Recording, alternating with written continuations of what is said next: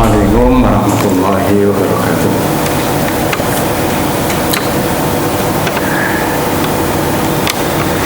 Kita teruskan pelajarannya mulai dari khusus. Bismillahirrahmanirrahim.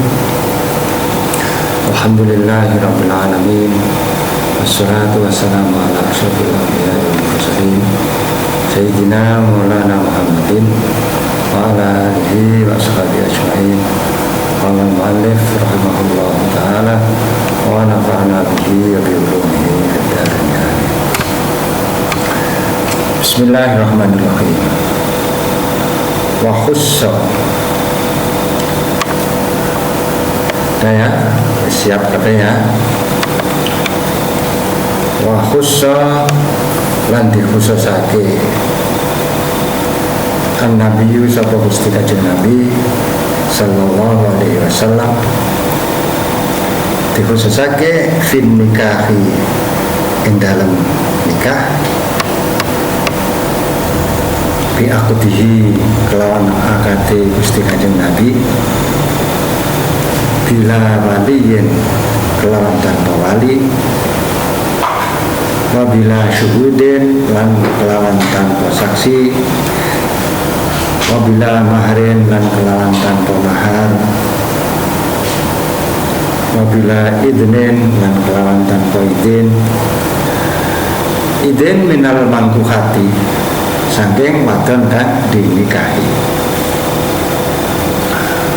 wawaliha lan waline mangkuhah wahdahu lan halis wijine Gusti Kanjeng Nabi wa fil ikhrami lan ing dalem tingkah ikhram wa bi ja'li itqiha lan kelawan dadekake merdekane mangkuha sedekah ing mas kawine mangkuha wa man'ihi lan kecegahe Gusti Kanjeng Nabi nikah amatin ing nikah amat au kafiratin tawa nikah wadon kafir wa bi khilli tazawujihi lan kelawan halale oleh nikah Gusti Kanjeng Nabi bitazwijillahi kelawan oleh nikahake Allah lahu marang Gusti Kanjeng Nabi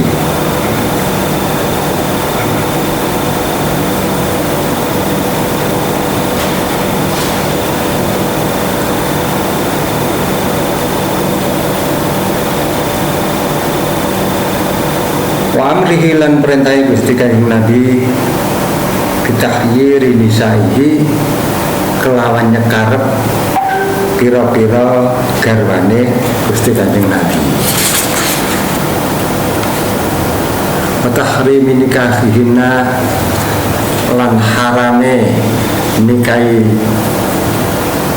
garwa-garwane Gusti Kanjeng Nabi badahu dalam badane Gusti Kanjeng Nabi. Jadi khusus bagi Gusti Kanjeng Nabi Muhammad Sallallahu Alaihi Wasallam di dalam pernikahan itu punya keistimewaan. Istimewanya gimana? Gusti Kanjeng Nabi itu bisa nikah dengan akadnya sendiri tanpa wali, tanpa saksi. Padahal wali dan saksi ini adalah salah satu syarat di dalam pernikahan. Tapi ini tidak berlaku bagi Gusti Kanjeng Nabi. Apabila mahar itu hukumnya wajib. Umpamanya ada perempuan yang mau dikawini dengan cara cuma-cuma, artinya tanpa mahar, itu saja laki-laki wajib membayar mahar. Ini mahar. Jadi karena duduk itu menyangkut hak Allah, tidak bisa dimiliki kecuali dengan mahar itu wajib. Nanging ini tidak berlaku bagi Rasulullah. Begitu juga perempuan yang dinikahi itu harus ada izin. Nah ini bagi Rasulullah tidak usah, mau atau tidak mau itu tidak masalah.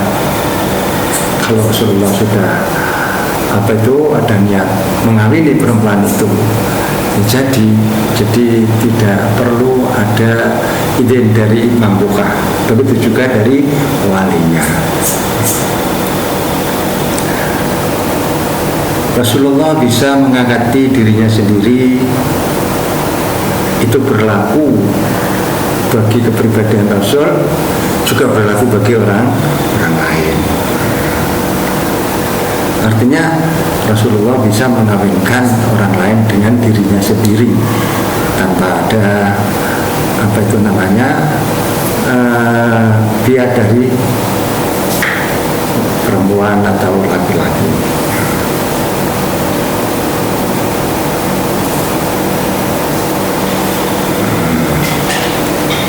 Terus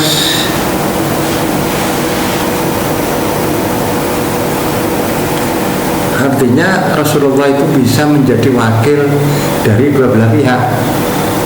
Walah jauh ini maksudnya Rasulullah bisa menjadi wakil dari kedua belah pihak, dari pihak laki-laki dan dari pihak perempuan.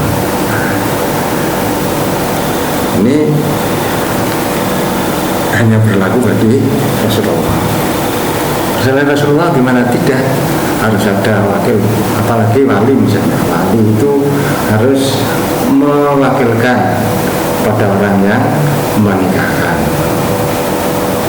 Pihak ini, pihak sing jenenge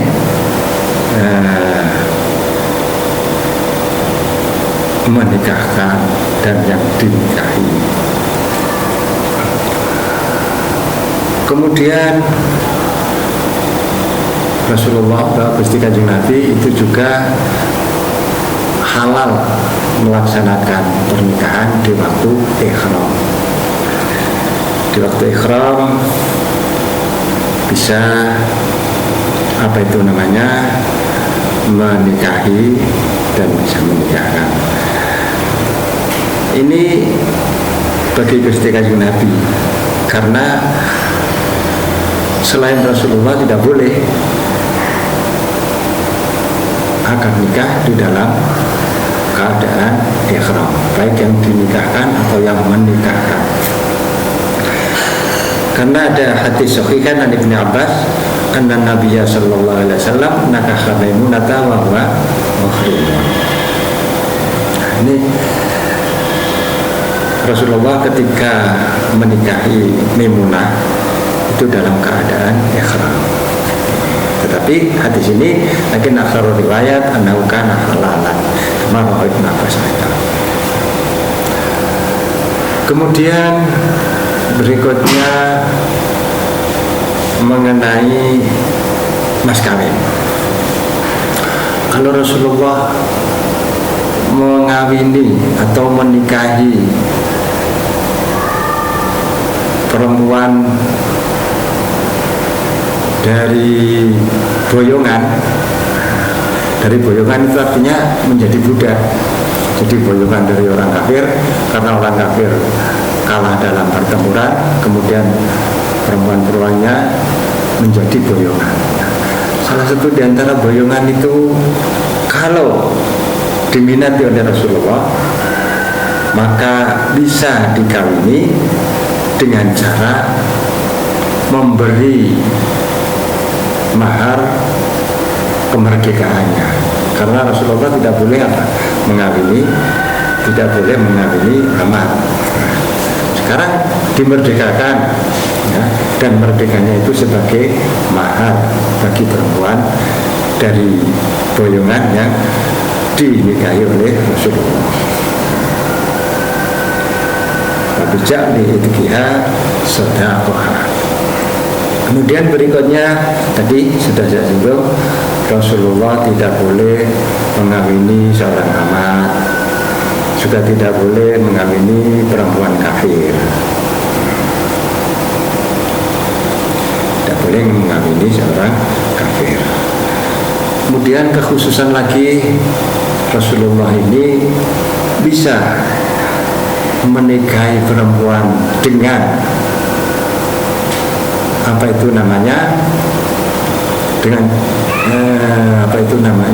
dari hasil yang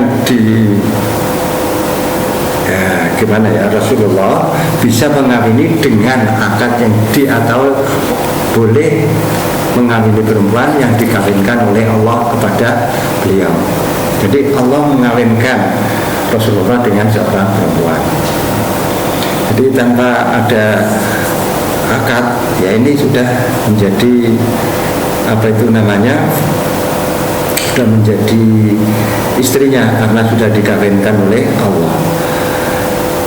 Jadi Rasulullah bisa kawin dengan akad yang dikawinkan oleh Allah, dinikahkan oleh Allah. Seperti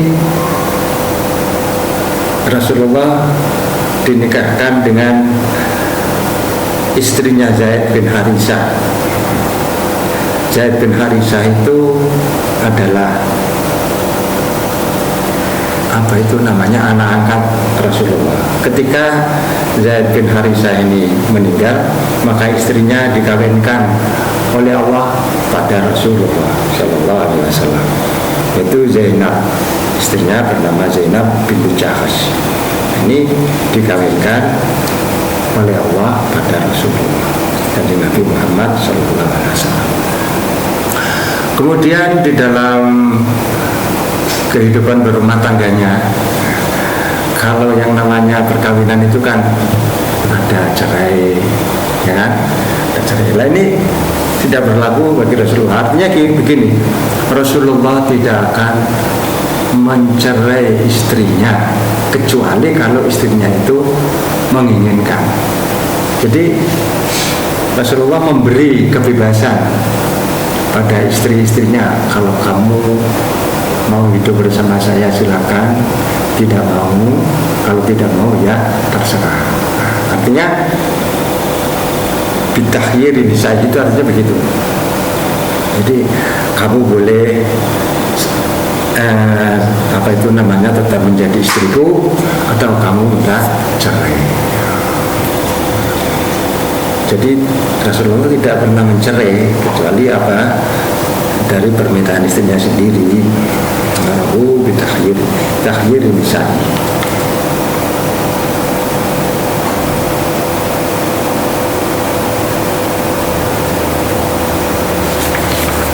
Kemudian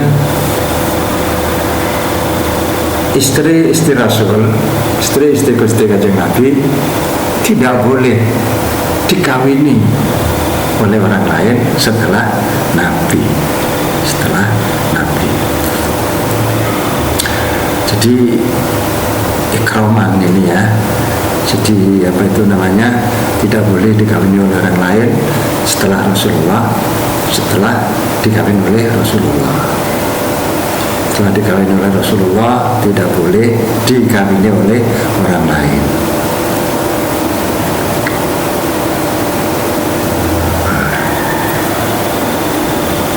Wala yasikhu. Berikutnya, wala yasikhu lan rasah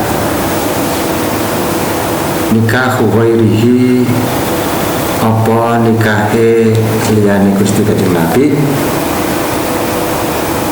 bidawalil wali, kelawan oleh nguasani wali, auna ibihi, utawa gantine wali, tarafayil abdi, ing bagian lorone akad, illa fima, kejaba ing dalam masalah idza zawwaja,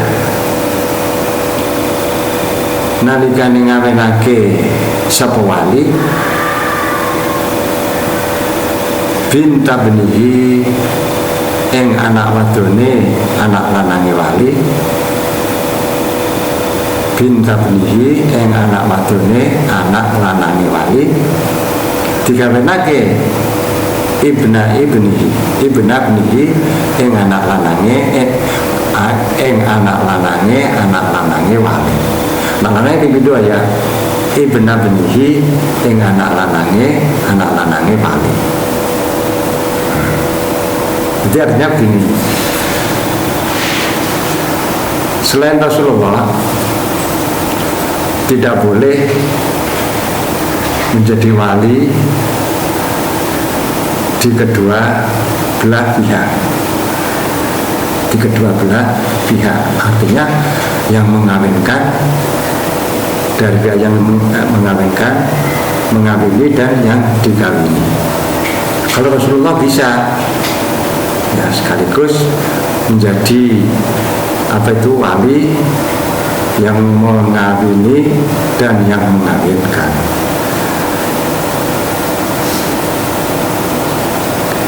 Hal ini dikecualikan, ada pengecualian, kecuali seorang wali yang mengawinkan anak perempuannya anak laki-laki dengan anak laki-lakinya anak laki-laki. Nah, ini wali bisa menjadi wakil dari kedua belah pihak. Artinya begini, misalnya Pak Ahmad ya. Pak Ahmad ini punya 2 anak laki-laki.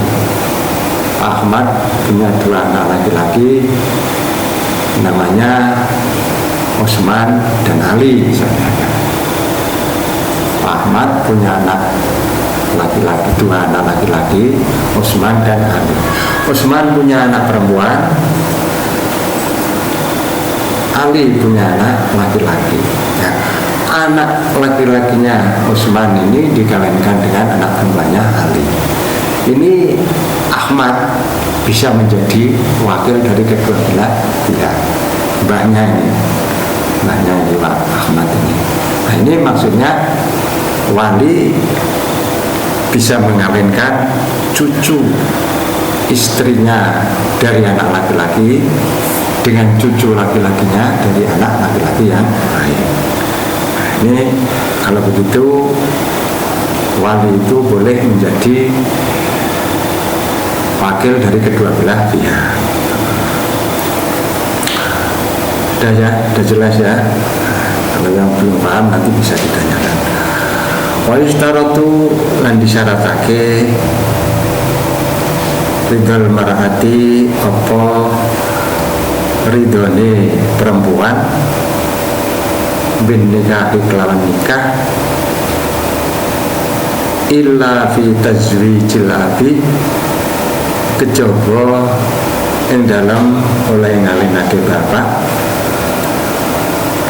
awil jaddi utawa nek kakek ngawinake al-bikra ing perawan, ing bocah perawan. Awil majnunata utawa wadon kang edan. Tazwid sayyidi lan oleh ngawinake bendoro amataku ing amate sayyid. Warida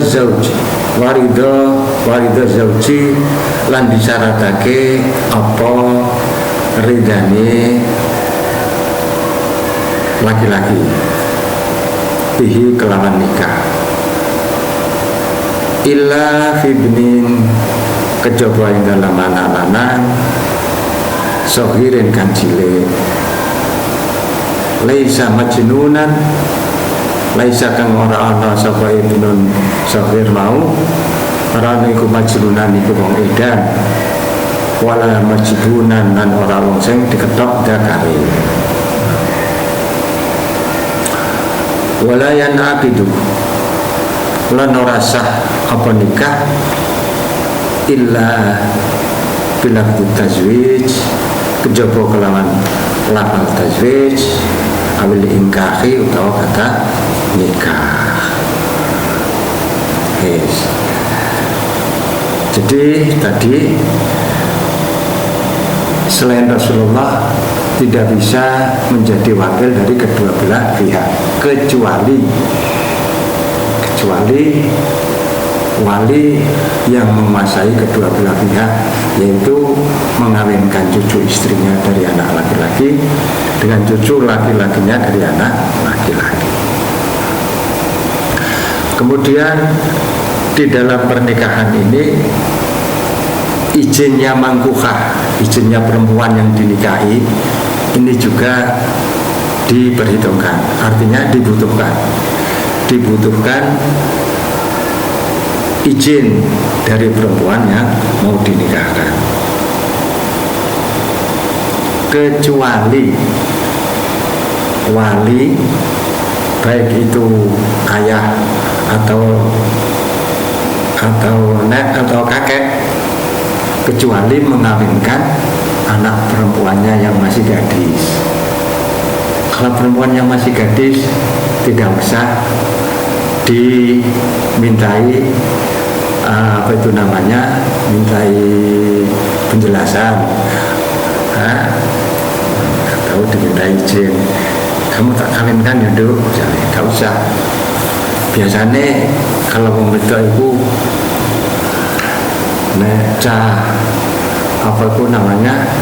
cah perawan ini biasanya malu-malu. Jadi umpamanya ono cah perawan ditarik kok menengahe, itu berarti ya dhek gelem. Jadi menenge dhek itu mesti jawab kalau dhek izin. Karena sebaliknya kalau perempuan itu tidak senang, maka sekaligus dia frontal, ya, sekaligus dia marah. Itu nek cah perawan mengiku yang menengahi, berarti ada rasa malu. Nek mau jelas ya, itu, ya. Makanya kalau perempuan yang masih gadis ini tidak dibutuhkan izinnya, tidak usah izin, tidak usah diminta jenenge kesiapannya, bisa. Begitu juga perempuan yang idah,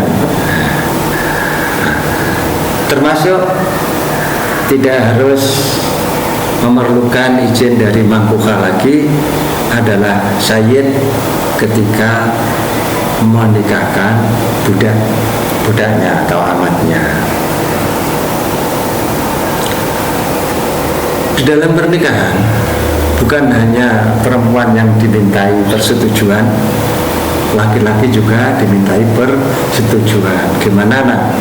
Sudah cocok belum dengan perempuan yang kamu bayi misalnya, gitu. Ini dimintai keterangannya, dimintai persetujuannya.